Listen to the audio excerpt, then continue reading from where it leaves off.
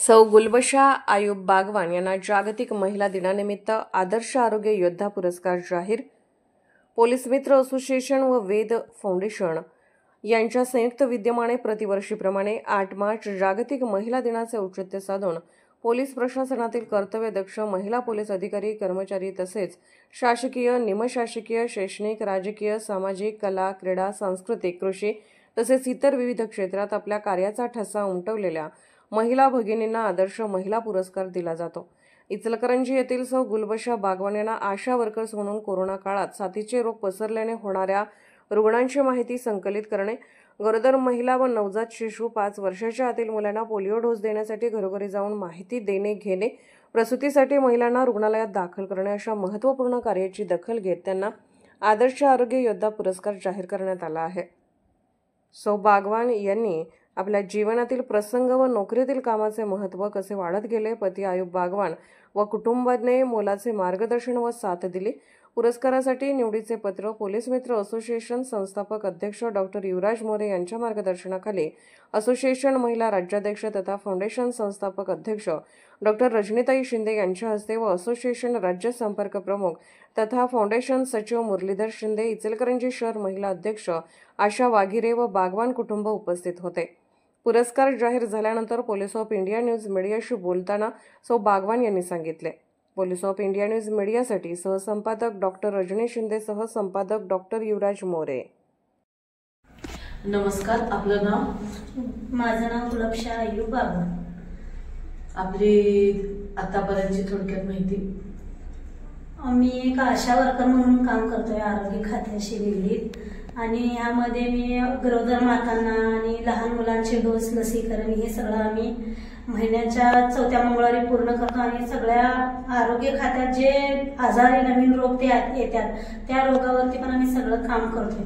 आणि मी एक गृहिणी म्हणून पण काम करतोय आणि घर सांभाळून माझी लहान मुलं सांभाळून मी हे काम करतोय। माझं 3 महिन्याचं बाळ होतं कोविड-19 मध्ये, तेव्हापासून मी ह्या आरोग्य खात्याशी निगडीत आहे, त्यामध्ये काम करत आहे। आणि कॅन्सर मुक्त अभियान म्हणून महिलांसाठी पण मी सॅनिटरी नॅपकिनचं काम करते। आणि म्हणजे माझे घरचे, माझे मिस्टर मला प्रत्येक ह्याच्यामध्ये साथ दिलेले आहेत आणि माझे घरची लोक पण मला साथ दिलेली आहेत। आणि सर्वात म्हणजे सामाजिक सेवेमध्ये मला लोकांचं पण भरपूर साथ मिळालेला आहे आणि सपोर्ट केलेले आहेत।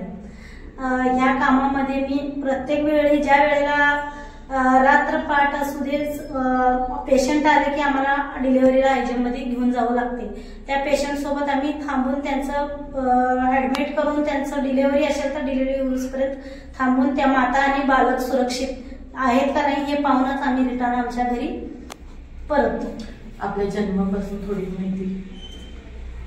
माझा जन्म 11/5/1994 ला झालेला आहे। माझे वडील हे मला प्रत्येक कामामध्ये साथ दिलेले आहेत। माझं BA शिक्षण झालेलं आहे, माझं ग्रॅज्युएशन पूर्ण झालेलं आहे। शिक्षण माझं पूर्ण होस तर माझ्या आई वडिलांचं खूप सहकार्य मला मिळालेलं आहे आणि प्रत्येक गोष्टीला माझे आई वडील हे मला प्रत्येक ह्याला कामामध्ये साथ दिलेली आहे। त्यांनी आज शिकवल्यामुळे मी या हुद्द्यावर आहे। म्हणजे ह्या कामगिरीमध्ये माझ्या आई वडिलांचं पण सर्वात जास्त मोल आहे।